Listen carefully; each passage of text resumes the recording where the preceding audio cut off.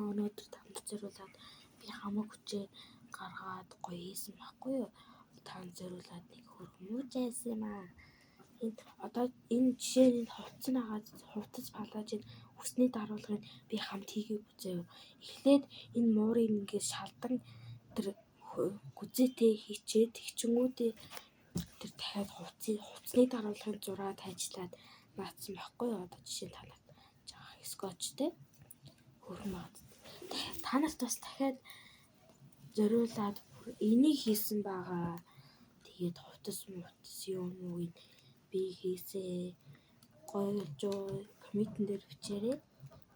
Гоё болсон бол би үнэхээр их баярлалаа. Тэгээд гоё болсон бол subscribe ч юм уу коммент гэж мэдэхгүй бол subscribe-а дараарай. Тэгвэл тэгээрэй. Таалагдаагүй гэснийг бити дараарай гуйж.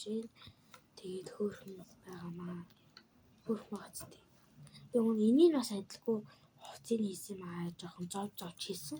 Жохон зовоол хийсэн. Тэгээ энэ хоёр хөөрхөн байгаа энэ нэр өгсөн байгаа байхгүй юу? Энэ нь Сеси, энэ нь Жеси.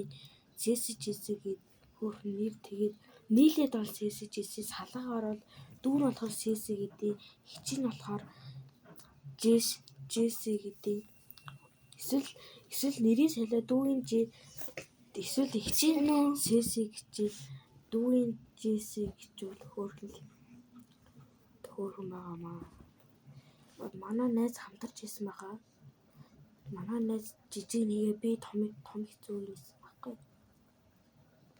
Баярлалаа.